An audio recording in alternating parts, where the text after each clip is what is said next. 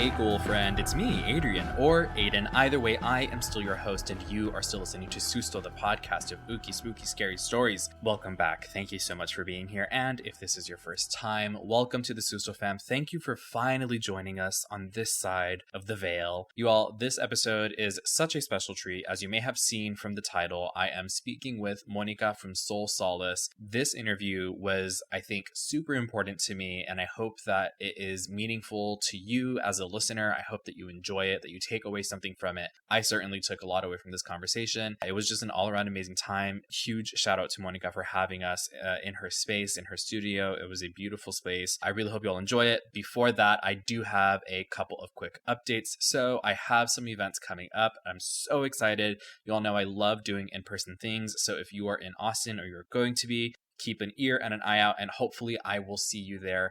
First up, on October 30th from 6:30 to 8 p.m., I will be at the Austin Public Library Spicewood Springs branch doing their adult story hour event. There's going to be spooky stories, and it's not only going to be me. They're inviting people from the community to come and share their stories, and then I, at some point, will be doing a live telling of some stories. There are going to be free refreshments, activities, and just going to the library in itself is a fun thing, at least for me. The flyers for all of these events will be on my social media pages. Of course, it's at Susto Podcast on every platform, so you can check it out there and save them and make sure that you go. The next event after that is going to be on November 3rd. It is Red Salmon and Casa de Resistencia Books Dia de los Muertos event, and it's going to be from 7 to 9 p.m. I will be tabling and doing a live storytelling there as well. They are going to have an altar that you can contribute to if you feel like. They're going to have live music, activities, food and drink, plant medicine, giveaways, prizes, and more. So again, I will be doing a full tabling session and a storytelling session there, and you can check out the flyer not only on socials but also on resistenciabooks.com.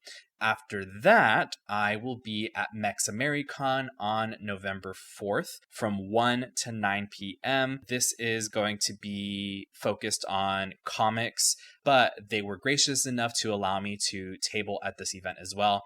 So if you want to, you can come out, say hi to me, and check out all the amazing artists that are going to be there. I'm personally excited to be there and maybe sneak away from my table for a bit and check everything out. So I will see you there. Again, you can find the information for all of these events on my social media pages. That's at Susto Podcast on every platform. And as always, if you would like to share your own scary story for me to share on a Letters from the Beyond episode, you can do so by writing an email to sustopodcast@gmail.com, sending a DM on any of the socials, leaving it in a 5-star review if you're able to do so wherever you're listening, or by visiting sustopodcast.com and hitting that contact button. As always, the easiest way to support the show is by leaving a rating or a review, liking, subscribing, just interacting with the show in any way wherever you are listening means so much to me, and I appreciate it every time. With that out of the way, let's go ahead and get into today's episode.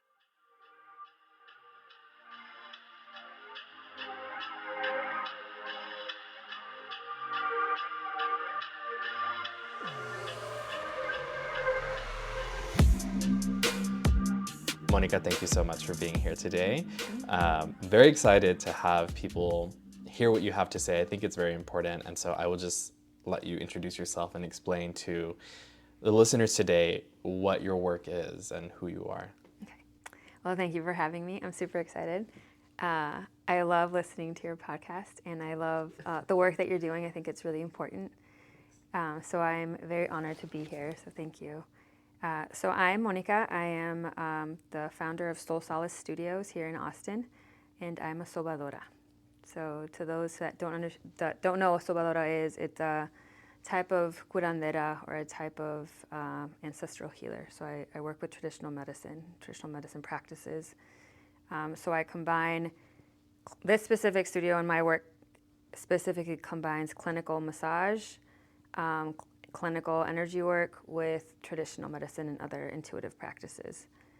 So we are also trauma informed. So what that means is that people that come in, we always ask for consent in whatever we do. So whether it's the touch, the pressure, the topic, or anything that decides to present itself in the space, we always ask permission before we interact with those energies or with what's what the physical stuff that's going on the table.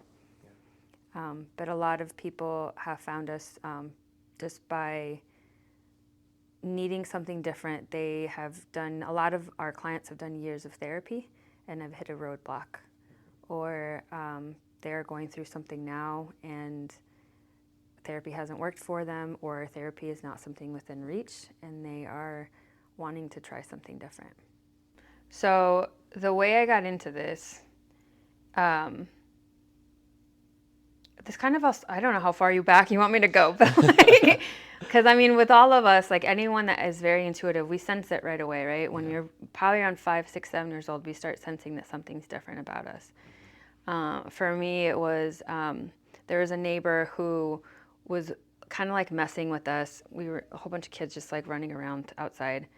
And I don't know, he was like a college student that we lived in an apartment building when we first moved to the Midwest because my dad was a medical student. And this kid was just like kind of messing with us, and he's like, okay, I'll give this back to whoever can guess what number I'm thinking of, 1 to 100. And everyone was guessing, and then while everyone was guessing, I was just like staring at him, and I was like, in my head I was like, what's the number? And I kept hearing the number just go on like repeat, like on a loop. So when he got to me, I looked at him like super intently, and I told him, I was like, 8.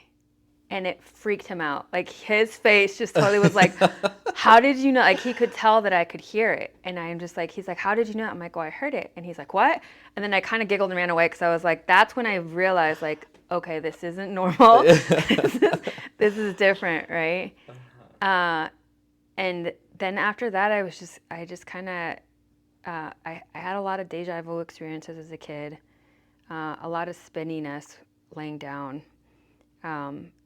My sister, my older sister, who's a waseda or a chiropractor, she still to this day has a lot of premonitions in her dreams. She can see illness in patients when she puts her hands on them or is working on them. In college, I was a yoga instructor. I grew up pretty Catholic, so a lot of this like we didn't really talk about. It was a little bit taboo. Not like super religious, hardcore Catholic, but like we went to church, you know. Yeah, same, me too, yeah. And then I was a yoga instructor in college, and then all my students kept telling me I was supposed to go like, oh, you should become a massage therapist. You should become a massage therapist. And I kind of just blew it off. And it wasn't until we moved to Texas that I was like, okay, well, maybe there's something here. And I ended up graduating in Iowa, coming here I worked for a corporate, like a Fortune 500 company, and it wasn't for me. I am like very impressed with people who can work in that environment, but for me, it's just like I couldn't do it. And I started searching, going to different schools, looking at different grad programs, going to different tech schools here, and I stepped into the massage school, and I was like, this is it. This is where I'm supposed to be. And I thought it was because I'm like, oh, this will be a nice side gig while I'm going to a master's program. And here I am 10 years later, still doing the work. And so was it also like a natural, like an instinct to blend those two, like the physical practice with the spiritual practice, or? So at first it was all physical. Like I was just like, okay, I'm going through like what I was taught. And then I took a cranial sacral course, which was my first energetic introduction to like energetic body work. And that's where I started learning and being able to read and pick up more of the body, but it wasn't super clear yet. Like there was stuff that was coming through, but I was like, this is interesting. But it was more like, oh, did you fall on the shoulder? Like little things like that I would start connecting with what I was feeling. And then it wasn't until I was pregnant with my son, which I have heard from a lot of people that end up having like strong intuitive abilities, that especially for women, when they are pregnant or a child is born, that's where it's like snaps. And when I was pregnant with my first child, I was in session with people and I kept seeing shadows. Like I had my head like working, and then I kept seeing like out of my periphery just things like moving on the wall. And at that point I was like, I didn't want to look up. I was like, I don't want to see what's there. And so I kept my head down and I was like, just trying to ignore it, trying not, because I've heard, I don't know if you've heard this, and I think you've talked about this before, but when there's something negative, you just kind of don't want to give it attention, right? So I kept ignoring it and kept working on people. But as I was working on people, the messages started coming through. Like it's almost like a daydream for me where these like flashes come in. So I started seeing scenes, and I, at that point, worked at a clinic where it was very clinical. Like this owner made it very well known that she did not believe in energy work. She didn't want us to talk about energy work. I was the first one that she let do craniosacral at this practice. But before then she was like, nope, clinical science, do the work and done, right? So I kind of had to be really careful about how I brought this up to clients, because for me, the way it works is it comes in and it's like a loop, either the images or the thought, until I say it. And then once I say it, it stops. And then it goes on to something else. It's like you're being like tapped on the shoulder, like, hey, hello, you need to. Yeah, exactly. Wow. And so as that kind of progressed, and that's when I started seeing people's traumas. And as that progressed, I was like, I need to find a mentor. I need to find someone to help me work through this, because I don't know what's coming in. Because in my 20s, I kind of shut that intuitive part of me after I was a yoga instructor down, because I had an incident where I was in deep meditation. I felt someone like pick me up, and I shut it down. I was like, I don't know what this is. I don't know why it's just open. It's done. I'm done. Yeah.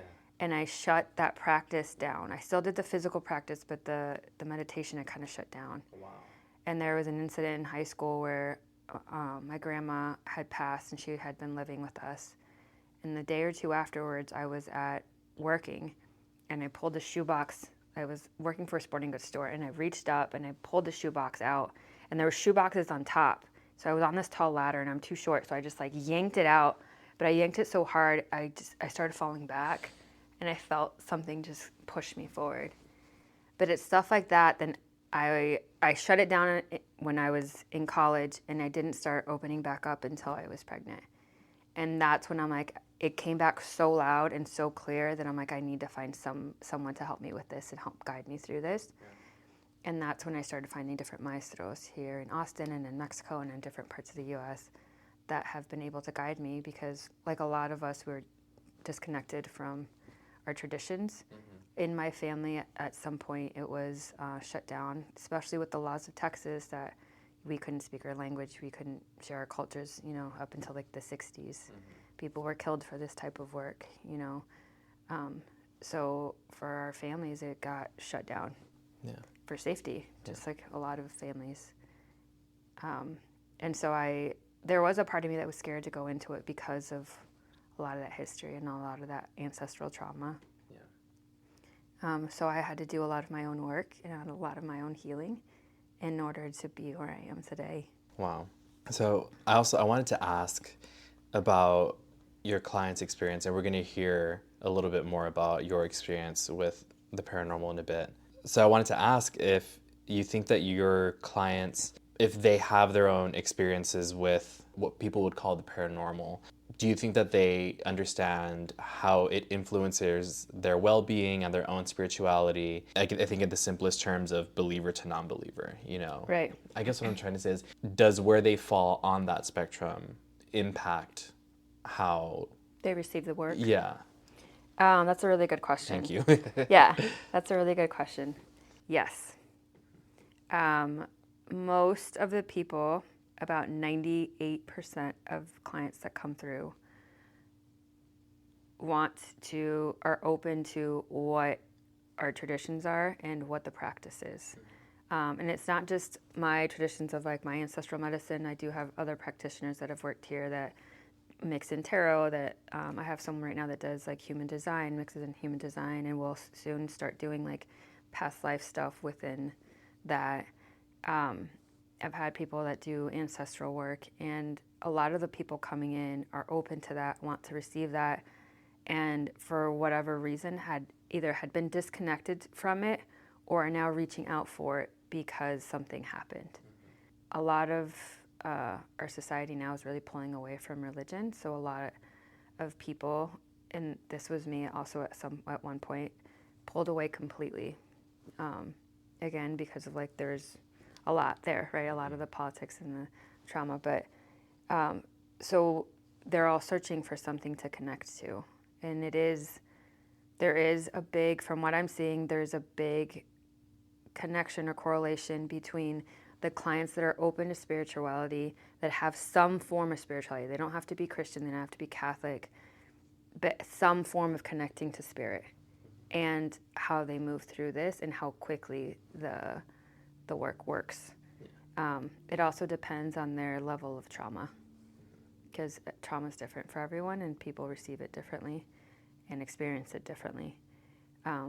But yes, absolutely. I think the work that you're doing is very interesting, and it reminds me a little bit of, I went to, my parents took me to a chiropractor when I was in high school, and I fell from a balcony, the second floor balcony of an apartment building when I was in like second grade, and thankfully I lived, and all I had was a broken arm. That was the only broken bone in my body. Wow. From that.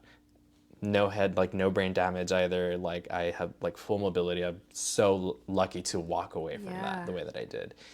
So years pass, and I had, back issues. And I think I probably still do. But my parents took me to a curandero because I was having a lot of pain in high school.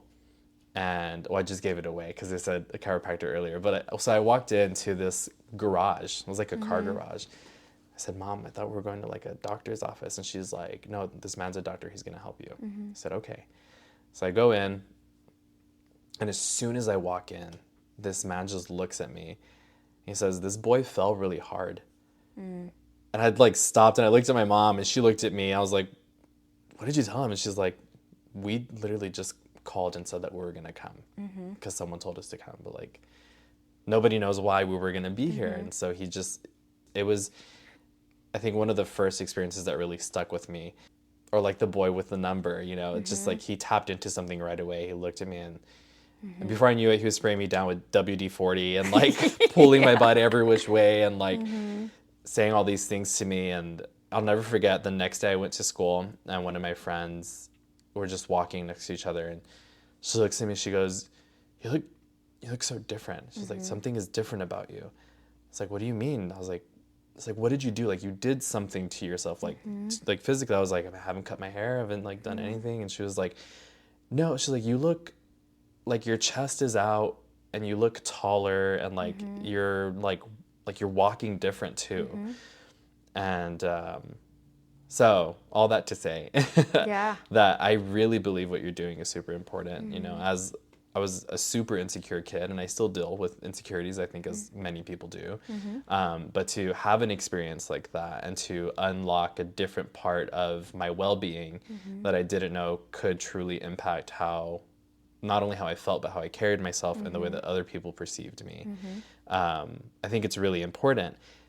And I love that you mentioned that you also have this background in like these extremely kind of like, I'll use the word sterile settings. Yeah, definitely sterile. Yeah, so I'm just curious as to how now you are able to balance traditional and spiritual healing practices with more, quote, like modern and like clinical aspects of massage therapy. And how do you find, if at all, they complement each other, maybe even in like, surprising or like unexpected ways? This is a really fascinating question because a lot of these practices, a lot of these quote unquote medical practices, right, they come from a lot of like our ancestral work, right? A lot of the ancestral like Chinese body work, Swedish body work, Mexican body work, like the ventosas, the cupping, like we've been doing that forever, right? Is that what they would do with when you have empacho, but with the hands, right? Yeah, Would it when be you're cupping, like, cupping? no, it's like literal, like have found evidence of clay jars that were used for like with fire. Like the ventosas use flour with the glass cups. You can also use like the modern silicone cups, but I mean, our ancestors were using ventosas. They were using acupuncture with little nopales, like the cactus. Wow. So this kind of was a natural flow to just integrate together, right? It's just the only thing that was missing was the spiritual component and the connection that I finally opened the door back to, that intuition that I let back in, and I helped nurture by finding the maestras and the maestros and getting the guidance I needed. I do have clients that still come in for medical work, and I tell them, like, because I can't, at this point, I can't stop what comes through. So I will tell clients, like, I tell them what we do. They usually are informed of it because they've seen our website, and which I had to create because I got to the point where I couldn't not do this, and like I couldn't keep what I was doing from people, you know? So if those clients come in, they're like, I just want the massage, I tell them, like, I'm going to put whatever comes through in your notes because this is something I can't really stop. This is just, Yeah. and so that's how I guess I balance out that part. But it's rare to get clients that just want the clinical work. I do have like 2 or 3 people, but that's like a 1% compared to everyone else, Yeah. you know? But it started when this first started happening when I was pregnant. I was really hesitant about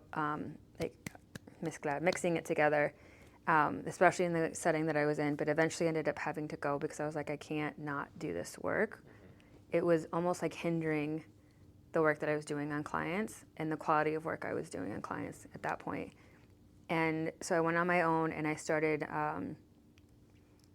doing like whatever was coming in. I was like, hey, are you open to hearing what I'm seeing or whatever? And I started finding out were really open to this.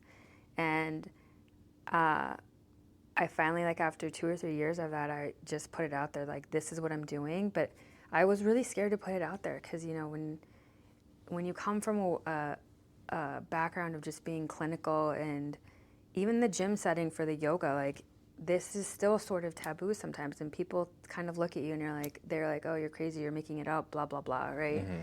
So I still was really hesitant about saying anything, especially because I also have some family that are really religious and they see what I do as something not good, you know? And having to basically open up and say what I'm doing and what I'm experiencing, I was scared. I was worried about losing friends or losing family. But I've been really fortunate that hasn't been the case. Like, I've had some family members pull back, but for the most part, everyone's super supportive. Do you want me to tell you the story of the client that kind of sparked this whole thing? Yeah, yes, Do you have time for it?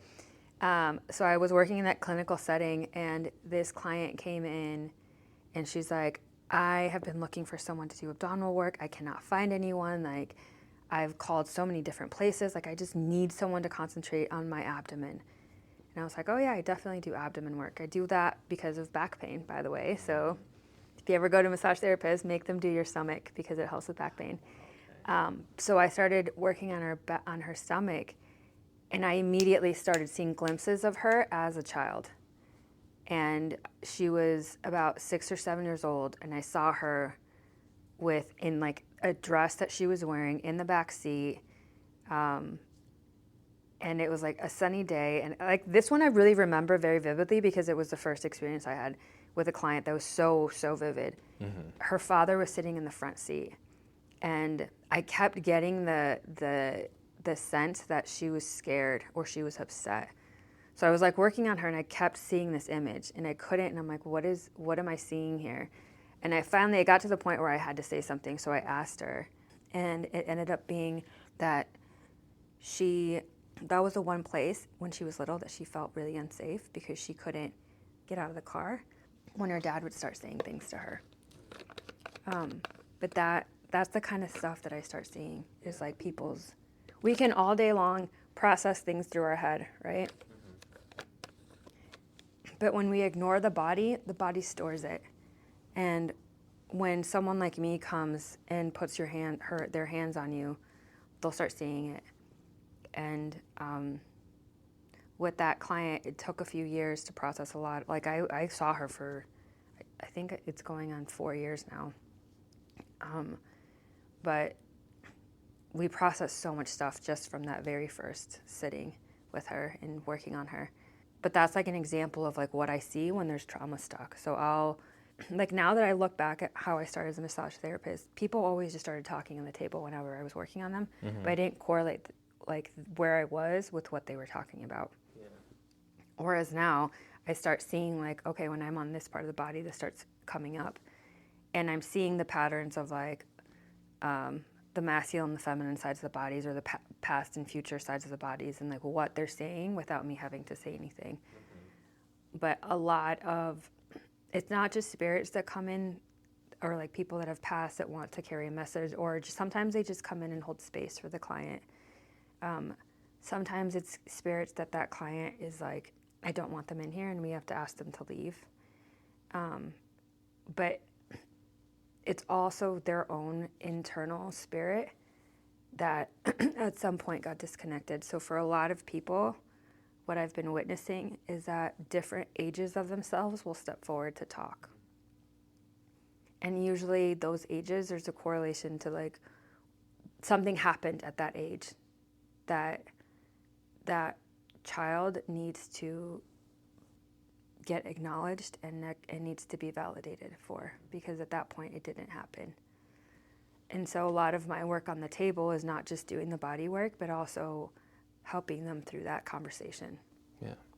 And it's a continual process. Like, it's not just like, okay, one and done, like, okay, you're fixed. Yeah. Like, it's definitely a process, because there's layers, right? Yeah. We're adults and we go through a lot of stuff, and a lot of stuff happens, but how we react to things as adults is usually a learned pattern of what happened when we were young, that we learned how to react to certain things. So when we come to be as adults, that pattern is so seated and so deep that we have to start kind of just taking the layers off and getting back to the original source to be able to start kind of unlocking it and repatterning. Y'all hear that? But I also definitely recommend therapy, like in conjunction with this work. I have had a lot of therapists that send me clients from like Houston or Dallas or Austin, San Antonio, because it's really good to have both. Yeah. The somatic, like body work, and the processing through talk therapy. Yeah, like a holistic approach. Exactly.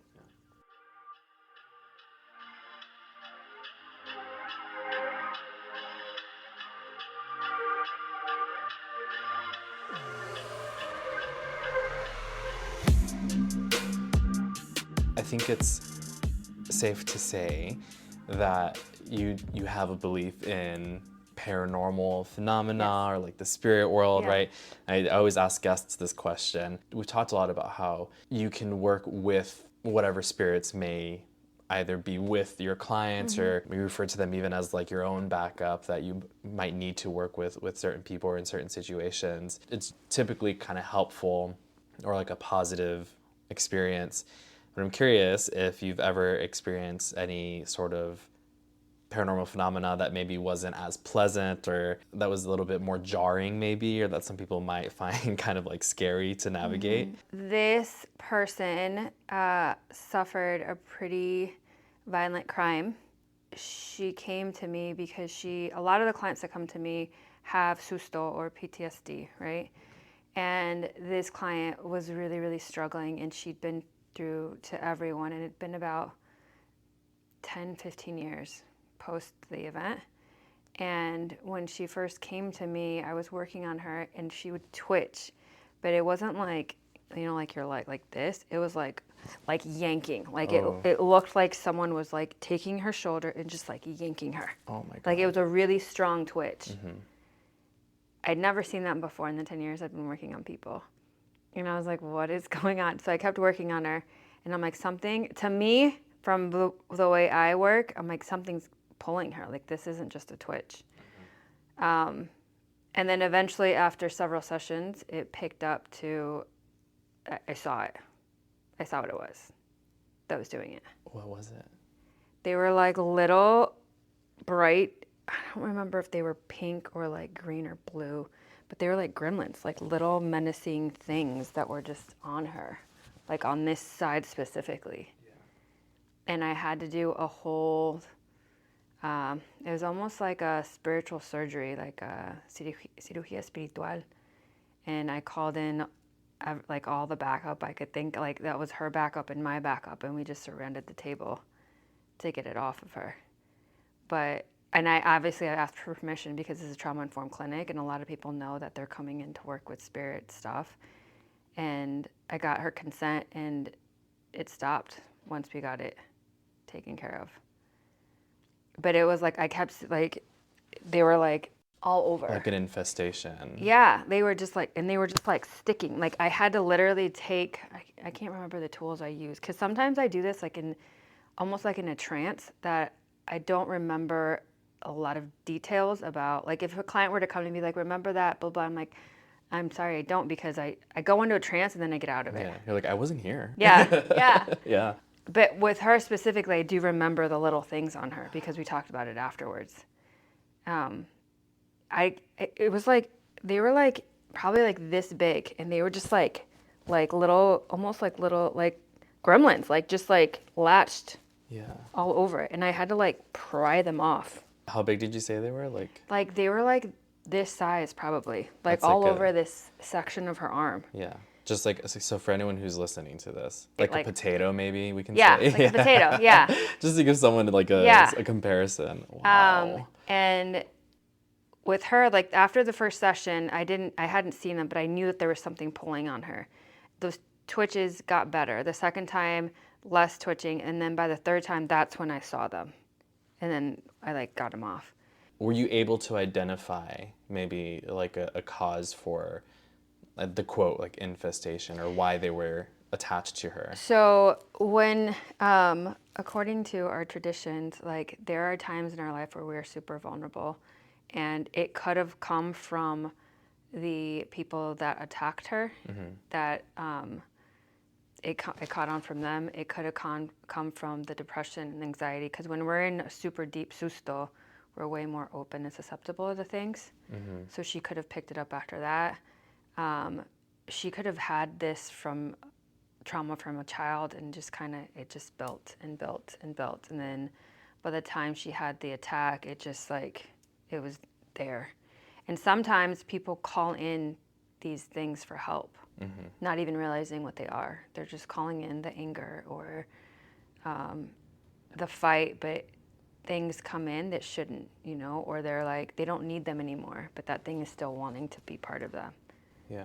So with her, I couldn't tell exactly when it came. I just knew that it was on her. Yeah. And immediately after that session, she's been a completely different person. And she even was like, that was a huge shift. Like she felt it. Wow. And who came in the first session is completely different than the person who came in the last session. The second one about the spiritualist, she, like everyone that comes in has had something happen to them. We all have at some point, right? But for this particular client, she had a big event happen in childhood where she was able to start communicating. And as an adult, she nurtured it and started communicating with spirits. But when I met her, I don't remember if it was the first or second time, this is what, like early on in my practice, and I wasn't as good about setting boundaries. And immediately after she left, I was like washing something, and I heard noises. And I'm like, okay, yeah. And I just kind of tried to ignore it and try to block it out. And it just kept getting, like, little things kept happening. And I kept sensing like something was like, at night especially, I would feel something following me, or I'd feel something like right behind me. And that was only here, like in the studio, or? Yeah, it was here. It was in the studio. I think that room, I don't remember if that room was empty or not. But eventually, after months of this kind of going on and me trying to ignore it, but the thing is like other practitioners that are working here were picking up that there was something here, because they were also picking it up. So we started kind of like cleansing the space and being more direct about it. But I ended up having to get backup because this thing was like, it got to the point where I went and I saw my teachers, and every time you're in this type of field and you work with practitioners, like especially elders, you kind of just like school, right? You kind of elevate and you get more knowledge and your skills get stronger. When I came back from that, I walked into that room and it felt like someone was like knocked me on my knees, just like I felt like I was gonna fall over. Oh my God. And I walked through the space and I'm like, this is weird. And I felt kind of dizzy when I was in there. And I came back out and I'm like, well, that was really weird. Maybe I was just like, I'd been looking at my phone. I'm like, well, maybe I just got up too fast or whatever. So I like took some minutes out here, did something, and then I went back in there and the same thing happened again. And I was like, something in here. And I could feel like whatever had started months before had gotten stronger, or it was because now I sensed it more. It was like I felt the anger, like I felt the heaviness and the darkness of whatever that was. Oh my gosh. And we tried getting rid of it, and I ended up having to call backup. And we went through this space and we did a limpia together. And immediately, I didn't tell them where it was when they came in, and they walked this space and they immediately went into that room and they came out and they're like, you have a spirit in here. And I'm like, yeah, I know. Because when there's negative spirits or negative energy in a space, there's a scent. And he pointed to exactly the spaces where I had felt it or had almost been toppled over. And so we went in and we had to do a limpia. What was that scent? What is it the same for like every spirit, or is there's a stench? Like maybe it was because we use so much copal and stuff that it wasn't as strong, but there's usually like it smells like something is just foul, like a foul odor. Sometimes it's like sulfur smell. Sometimes it's like if you ever been into a dark room, that like developer smell, you know, that like chemical sulfur, kind of. It's or rotten eggs. Yeah.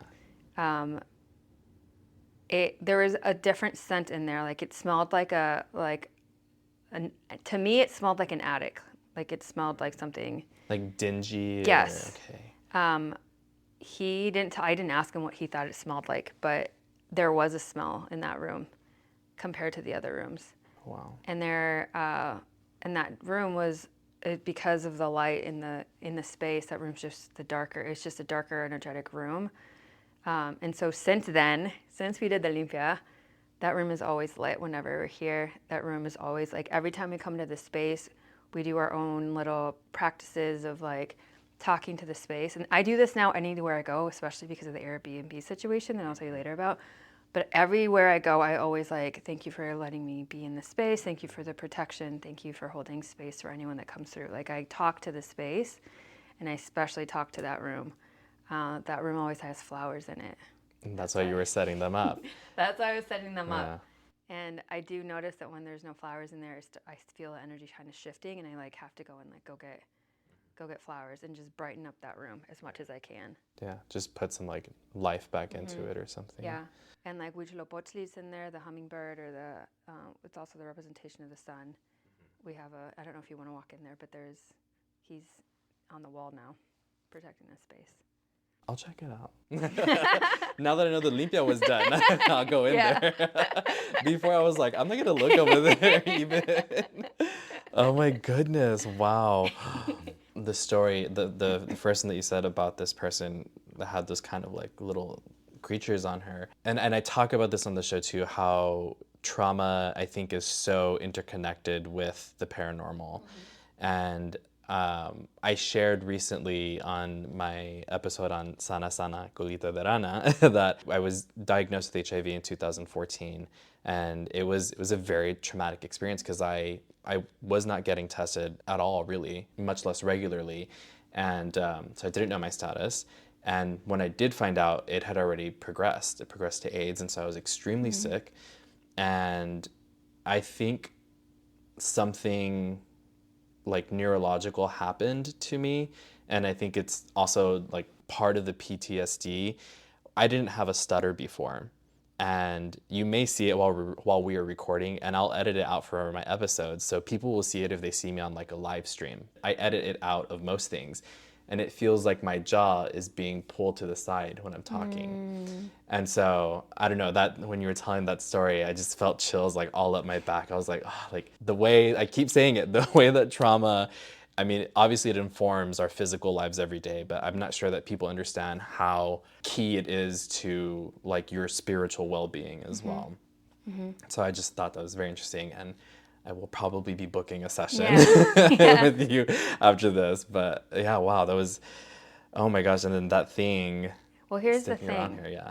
According to our, are you Mexican? Are you Mexican? Okay, I don't want to assume, but according to our like Mesoamerican traditions and ancestry, the soul is the key to everything, right? It's not only something that the body is encompassed within the body, but it is something that kind of radiates out, right? That spirit radiates out, and it connects us to the cosmos, it connects us to the earth, it connects us to those around us. So if at any point that soul is damaged in any way, that's where we start having not just the spiritual disconnection, but also the emotional, the mental, the physical illnesses step forward. So it makes sense that when you had that diagnosis, which I'm sorry to hear, but you look great. You look super healthy. I am, yes. So you're obviously taking good care of yourself. Yeah. And when that happens, there is a susto, right? Like medical trauma is a huge susto that I don't think a lot of people realize that's what it can be. Because a lot of people, when they think of susto or they think of PTSD, they think of something like really physical, just like happening to you, right? They don't think about the internal stuff that could be happening that comes from a medical trauma. Yeah. But yeah, that susto, like you talked about in your other episode, is when you have a disconnect from the soul, disconnects from the body somehow. My older sister and I, now I realize why, we were both pretty into like the creepy stuff. Like my older brother and my little sister were like, why do you guys watch that? But my sister and I were like obsessed. We were obsessed with Halloween. And now I kind of understand why. It's because we were both kind of getting tapped and we both sensed stuff. Nothing really super creepy happened besides like, which I don't think it was super creepy, the incident where I was in the back stock room getting shoes for a client when I was in high school, because to me that felt like my grandmother pushing me forward and kind of just making sure that I was okay, because she had just passed. It wasn't, and then the yoga incident where I was meditating, that one kind of creeped me out because I didn't know what that was. Yeah. Because it felt like a hand. The one incident that has really jarred me, and like I experienced my own susto at that point, was when I went to an Airbnb with a couple girlfriends for one of their birthdays in Sedona, which I will tell all of you listeners, if you ever go to a city that is historically very charged or very active city, always, always, always take your whatever protection. I think one of your best friends mentioned this before, like take your copal, take your crystals, like take whatever you need with you. And I did take it with me, and I knew that there was something that was going to happen because I got stuck. My flight got delayed twice, and I was about to get on the first flight to get an earlier flight with a friend, and I was literally the next one in line, and they closed it. And then the flight I was taking after that got delayed or canceled, and the flight I was taking after that, like it just kept happening. Things kept happening. I'm like, maybe I'm not supposed to go. Yeah. But eventually I got to Sedona a lot later, and my whole plan was to go in and smudge the space. Both the friends I was with know what I do, and they were they welcomed me going in and clearing the space. But by the time we got there, it was 11 o'clock at night, and the woman that had gotten there first was already asleep, and I'm like, well, I'll just wait till the morning. And this is where that all started. Oh, no. I'll just wait until the morning. And I had a feeling, I'm like, I can't wait till the morning. Like, I almost wanted to light it and just start doing it on my own, but I'm like, I'm going to wait. I don't want to wake her up and be rude. This is the first time I've met her other friend. So I didn't do it. My friend and I got in there. We had some snacks because it was 11 o'clock at night. We hadn't eaten anything. And then we're both like, okay, let's go to bed. We're going to get up super early to go on a hike. So she went off to her room that had the it was a primary room with the primary bathroom. Like, I still get chills just thinking about this. And I work in this world all the time. The room was dark. There was a lot of mid-century furniture around the home, which I had noticed. The home was older, but it was like decorated super cute and modern. And I went into my room and I set up my stuff and I put out the things that you see, some of the things you see on this table here, my sacred space. And I went to the bathroom and started brushing my teeth. And I had this feeling, I'm like, something's going to happen. But I'm like, don't call it in. Just keep brushing your teeth. And I was kind of just saying my words of intention and calling in my protection because because when you walk into a space, you already start feeling like something's off. And I was in there, and there was a side table in the bedroom I was staying in that was made out of metal. It was like a copper table. And I had put my Nalgene bottle, my water bottle, on top of it. And I was in the bathroom brushing my teeth, and I suddenly heard what I thought was my water bottle just getting slammed into the table, like super, super loud. Like it sounded like metal was getting hit. Yeah. And I immediately just like stopped. And I texted the girls because because I looked in the hallway and like no one came out of their room. So at that point I was like, well, was I hearing something? Like, was that just me? So I texted them and I was like, hey, did you guys hear anything? And I thought that at least the friend that I was with would answer because I thought she was still awake, but I didn't hear, like no one answered me. And I'm like, okay, I'm alone in this. I have to go in my room. God. And so I go into my room, and at this point this is before like I really started, like I knew how to set boundaries, right? And I go into my room, I'm super scared, I lock the door, I sleep under the covers the whole time, and I'm playing like Netflix or something just to drown out noise. And the next morning I wake up and I was like, hey, did you guys hear that last night? And one of them was like, oh yeah, I thought that was you. And I'm like, no, that was definitely not me. It was super, super loud. I'm like, did you hear what it sounded like? And they're like, oh yeah, I thought you had hit something or dropped something. I'm like, no, definitely didn't do that. And she's like, well, weren't you in the bathroom? And I was like, yeah, I was. And she goes, oh, because I thought I saw you. And I'm like, well, what do you mean? She said that when she was laying in her bed, the mirror, like the bathroom was to her right, and her door to the bathroom was open, and she could see the mirror from where she was laying. She thought she had seen someone walk across the mirror.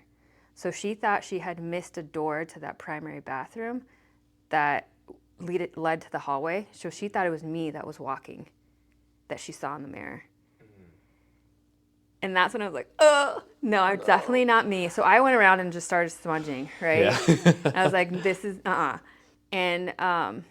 And then we went into Sedona, and that space, for someone that's really can feel things, that was sort of an overwhelming study. I'd been there before, but I'd never had felt it to the point where I'd felt it on that trip. And I made the mistake of showing my friends how to use a pendulum. Oh, no. Yeah. And so they were super intrigued by it. They brought it back home, and they started trying to communicate with what was in the space. Can you explain what a pendulum is for maybe someone who doesn't know? Okay, so a pendulum can be made out of anything. It can be made out of a necklace, as long as it has some type of weight and it can swing. You can even make a pendulum out of your own body.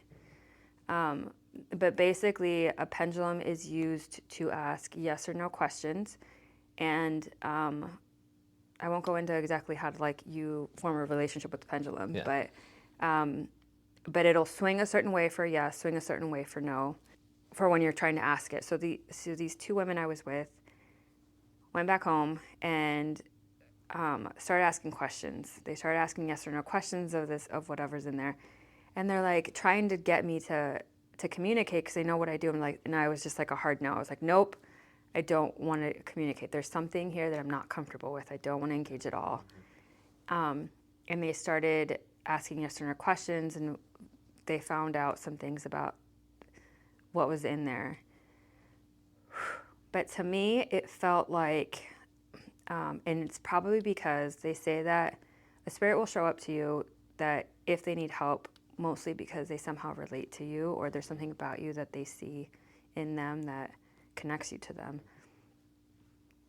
What I saw when I was in that space was a little girl that had a pretty brutal death, and she was of Latinx origin. I don't know if she was like her generations from there, you know, because Mexico was part of that land before, or if it was more recent. But she had a pretty gruesome death, and her mom didn't know where she was. Like, she went missing. So that's what I saw. That's what they showed me. Yeah. But that story came later. But at that point, it was just my friends trying to figure out what was there. I didn't want to engage. Later that night, stuff started moving in the home. Like, we were just kind of having fun and talking and hanging out, and like there was a drawer that was propped open that I noticed. For some reason, it was only me that noticed all the things, because they were like in their own world. But I had asked them, like, did anybody prop this open? And they're like, both of them were like, no, neither of us touched it. There was doors that were open. There was, the one that got me the most was the morning before we left. We came into the kitchen for breakfast, and at this point, I'm like pretty vigilant, right? Like, I'm like looking around. I'm like, what moved? What's going on, right? I walk into the space where they have this like Scrabble board game on a table like this, but it was just a higher table with 4 chairs around it. The chair that was furthest from me was pulled all the way back, and it was turned to face the patio door completely. And I'd asked them, I'm like, because I was the last one to go to bed. It definitely was not the way that it was left. Yeah. I'd asked my friends, like, did anybody come like to the table this morning? Did anybody wake up at night? Did anybody hear any of this? None of them had touched it. So I started looking. I'm like, what is it trying to show us? So I walk over to the chair and I look out to the patio, and there's another chair in the patio that had been pulled out, like pulled back, almost like it was trying to let us know, like, I'm here. Mm-hmm. And it, like, that was the first experience I had where things in the home were starting to move, where things, like, I get messages, but it's more like a controlled space, right? Like a container where I am opening and I am closing and I'm connecting, and it's in, like, I can control what's going on to a certain degree. This was the first time where I was completely out of my element. Things were shifting. Things were trying to connect when I did not want to communicate at all. It definitely wanted to be known that it was there. And at that point, I just wanted to come home, because the morning before we left, my friend's door, the sliding door had been open, like it was completely open. And we contacted the Airbnb. People were like, did anybody come through? They looked on their cameras, like no one had come to the home at all. And at that point, we're kind of freaking out, because we're like, what is going on, you know? And we had thought, like, well, maybe there's like actual humans. Like, that to a point was even scarier to us, that maybe there was someone coming into the house. But we contacted Airbnb, like the people that own the home. We contacted, like, they looked at their cameras, like nothing. So that last night, we were all pretty scared. Yeah. And I was just really glad to be out of that house. And when we got home, I thought we were like, okay, we're done. But it had followed 2 of us back. Oh my God. Oh no. And this is where I'm like, ugh. It followed 2 of us back. And the reason we know this is because we both went our separate, like my friend and I, the other woman lived in California. So my friend and I came home. She went back to her family. I went back to mine. And then our kids went to the same school at that point. So we saw each other the next day. And we're both like, so how was last night? Like, how was your family? Were you happy to see them? Were they happy to see you? Blah, blah.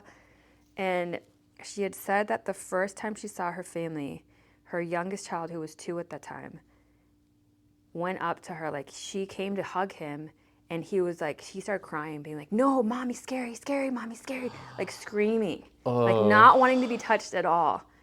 And then for days after that, he kept pointing up to a place in their 2nd floor, and he kept going, scary, scary, like it had gotten into her home and found the darkest spot in her home. And the child was like, kept Ew. pointing to, yeah. Oh my God. And there was times where like, and then at that, I think we had FaceTime sometime that week, and we were all talking, and she at some point was like, did you guys hear that? And we're like, what are you talking about? She had kept hearing things behind her because her husband had gone on like a work trip or something. And there was just stuff happening in her home. But on my end, similar thing with the kids. My kids didn't come up to me and tell me they were scared of me, but they kept waking up at night. Like at that point, they didn't, like, they were both waking up scared, like so scared, gripping me. And like the little one, there was something in our bathroom that she got freaked out about, like to the point where she was like clinging, like ran over to me, just like clinging. She's never done it since. She's never done it before that time. And I started connecting. I'm like, what followed me? What do you need? And that's where I got shown her story. And that's where I got shown there was like a line. Like it looked like there was a line of spirits just wanting to be like, we need your help. Like, and, but I knew that a lot of them, because when you do this work, you have to be really careful about only allowing the well spirits, those spirits that are going to be, that are basically healthy, to come through and communicate and channel. Because otherwise you're letting things in that are not good, or good, quote unquote, whatever that means. So I ended up having to go to someone to help me, because I got at that point, that was the only case where I've gotten so scared that like I had a susto. Like I couldn't stop thinking about it. I couldn't, it was affecting my kids. It was affecting her kids. It was affecting the house. And that was the first time that I got really, really scared. Something attached, and I felt there was like almost like a loss of control. And I think the most unnerving thing is that you know that it's in your space and it's with you. I think one of your other guests had said this about their story, the house that was haunted, or the house that they thought was haunted. Is like the scariest part is not what you see, but what you don't see. Just like the feeling of just like something's there, but you can't see it and you don't know where it is. Yeah. Oh my God. It's like swimming in the water, like with sharks. Yeah. And I am super grateful that I was able to find someone to help me. But immediately he sensed it, and he was able to help me get it off. But obviously it's not just like one session, right? I had to go in for a couple sessions and some work at home that I had to do. But ever since then, I learned my lesson pretty quick. And like, I'm always setting boundaries. Like your best friend was saying, like, always set your boundaries, always wear your protection. Even if you think that people are going to think you're crazy, it doesn't matter. Like, you know what you need, and you know, because you're sensitive, or for those that are sensitive to spirits or things tapping, like, you have to set those boundaries. You have to take your things, your crystals, your stones, your smoke with you everywhere. Yeah. So ever since then, anytime I go on vacation or any trip, I take a little bit of copalito with me, and I make sure to cleanse the space, or sage, whatever I have on hand with me. Yeah. To cleanse it.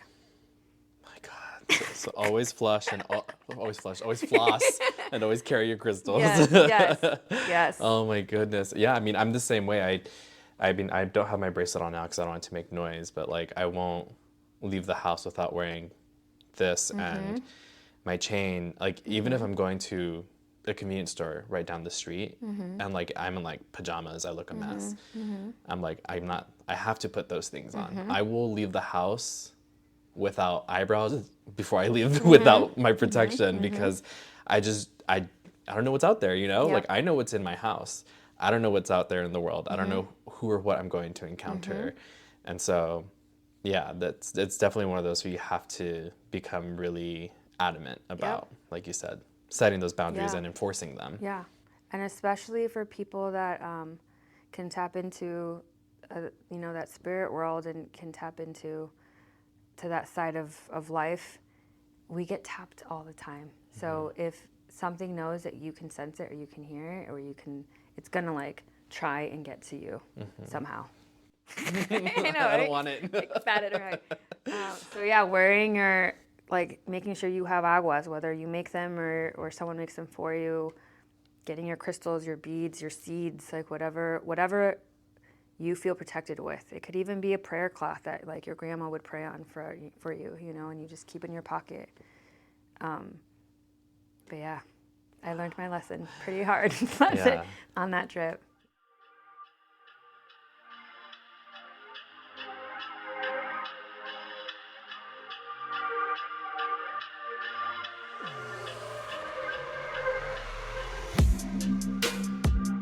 We've said it a couple times, and it's the show's namesake. I've spoken about it before, but it's different coming from, you know, someone who does this work day in, day out. Mm-hmm.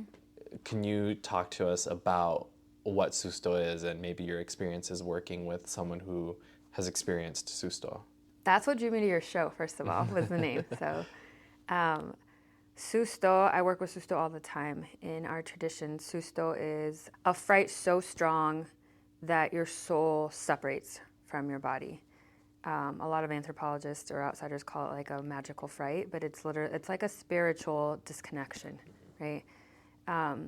So because I am work with a lot of trauma, that I see that all the time, especially people who in the psychology world would be disassociative or disassociate from their body when things get tough to talk about, mm-hmm. right? When they're on my table, I literally sense their spirit like shifting. Like I can either see it on the side of them, mm-hmm. sense it to the side of them, or I sense it pulling like it's like their little pinky still touching, but like the rest of their soul is like up, you know? And trying to help them be aware of it, notice it, and try and figure out where the origin of that first disconnection was, and call it back in. So there's different practices within this traditional medicine world that you can do to try and start helping that soul, because you can't, it's not like one sitting like suddenly the whole soul comes back, right? Mm-hmm. Like it's usually like fragments, right? Fragments of our soul were lost here, and then we slowly have to try and put that back together and call that back in. Limpias are a way that we do it. We try and bring that soul back, or we try and bring that mind, body, spirit, and the emotional realm and spiritual realm back together for the client, because the soul is what kind of connects all those realms into the body and connects us to the rest of the outside world and the cosmos and the earth. So limpias are a way, manteadas are a way of helping with that, which is you lay the person down and you basically kind of help shake things out. That's what that man was doing. That's what it was. A manteada. Yeah. I didn't know it had a name. It felt like he was standing in front of me, and he had both hands on my wrists, and he was kind of like pulling my arm over his head. I will never forget. He just kept saying, what did he say? He was like, suéltate, relájate, relax, relax, let it go. And in my head, I was like, I'm trying to, like, it's my arm. What do you want me to do? And he was like, suéltate. One good, like, yank. He finally, like, whatever it was, it felt like all of, like, every bone in my arm, all the joints in my hands just kind of, like, lined up in that one moment. But it was that. He was, like, you know, kind of stretching everything out back into place. So that, he went to a traditional Wasero. So now they're called chiropractors, and modern day chiropractors, they don't have that spiritual element, but, like, your traditional Wasero, it's hard to find them here, so that's good for your parents for finding someone that did that here, but they pull in that spiritual element, so I'm sure he was working with susto, he was working with your spirit. Yeah, I remember seeing his altar also when I walked in, and that was the first thing where I was like, where are we? Yeah. That was in the valley where I'm from. It was in Weslaco, Texas. And so, I mean, I think we tried looking for him again years after that, and we couldn't find him. So I don't know if he's still with us or if he just moved his practice somewhere to a different auto shop. But so we do it with manteadas, which is just the sheets. There's barridas that we either sweep with plants or literally take like a old school broom, like a little old school broom, and help sweep. But like all of this is like different phases, right? Where we work clients, or I specifically work clients up to a certain specific session. I don't start out with just like a manteada or just like, because those are a lot more intense, and I have to make sure that they're safe and are ready to go there. But yeah, there's Susto. There's a practitioner that I know that does the other things that he can do, because he works at his place has like cement floors, so he can do other things that I can't here with the wood floors. But those are things that I do. So that's another reason why we offer like the limpias once a month too, is so we can have people that aren't able to come in here for a full session, is at least they can come in for limpias once a month. Do you have any advice or insights that you could offer to people who are listening or people who might be interested in exploring this kind of work, specifically with the intersection of, again, like physical therapy, massage therapy, and spiritual work? If you live in Austin, you're welcome to come see me or any of the therapists that work here. We have found that it is something that's really needed and something that people are really looking for. I mean, even I work in this, but I'm still surprised every day by how much people can shift in doing this work. I still get surprised by it, and I think it's pretty beautiful to watch when a client comes in a certain way and leaves a certain way, you know, or even like 3 or 4 or 5 sessions down the line, like they are a completely different person than the person that came in. But if you don't have access to someone that does both, try and see if, look in your own community and see what holistic practices are available.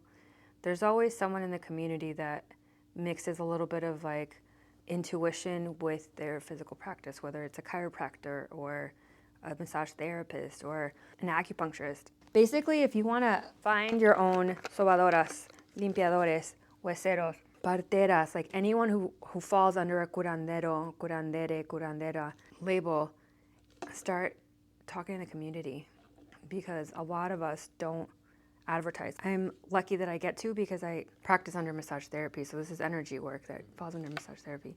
A lot of people are just in the community, and you just have to kind of ask around. Lastly, can you talk about any future projects or events or anything that's in development that you have coming up that listeners or the community should be aware of? So we have our last Limpia of the year coming up on Saturday, the 21st from 9 to 12. It's a drop-in, first come, first serve. That's usually how we run the Limpias here. So we can try and get people kind of in and out. That's the last one for the year, and then we're going to start working on different products and stuff that we'll be offering for this giving season, right? I'm working on different waters, so waters of protection, waters for abundance, waters to cleanse that we'll be offering here. Clients have asked me for them, and I think I'm going to try making a big batch and see how many people are interested in those. They're good to have around, especially when you are witness to or come in contact with something that's like either someone or something. Like even just having it at if people who work in an office, if someone comes in and you've had a hard day, like spritz, clear, having it around you, it's just another tool that people can use. I'm also we're talking about maybe offering space cleansing, which will be coming up sometime next year. Especially in January, we're going to try and offer that for the beginning of the year. Wow. Is helping people just cleanse out their space. So I love that. yeah, watch out for that. I talked to you about this earlier, but t-shirts and sweatshirts and stuff, we're thinking about doing that just for the cozy winter, quote unquote, Texas season, right? Just for that 5 minutes you're cold. Yeah, that one day. I mean, these are all wonderful updates. Where can people follow you all and follow you so that they keep up with all of this news and all of these updates? So our website is solsolacestudio.com. And we post a lot on our Instagram, so at Sol Solace Studio. And I'm not as good about like you are on the other platforms like Twitter and TikTok and stuff, but definitely on our Instagram and Facebook. Well, Monica, thank you so much for being here today, and thank you for taking the time and holding space for me in your beautiful studio. Y'all, if you are in Austin, if you happen to drop by, you definitely need to schedule an appointment and check out the work that they're doing here at Sol Solace. I definitely will be booking an appointment very soon, and thanks one more time for being here. Thank you for creating this space, this virtual space. This is really important work that you're doing, and getting our voices heard and our tales told. So thank you. No, thank you.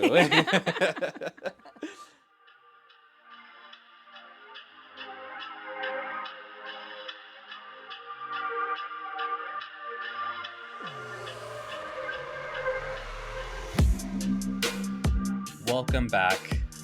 What did you think? Amazing, right?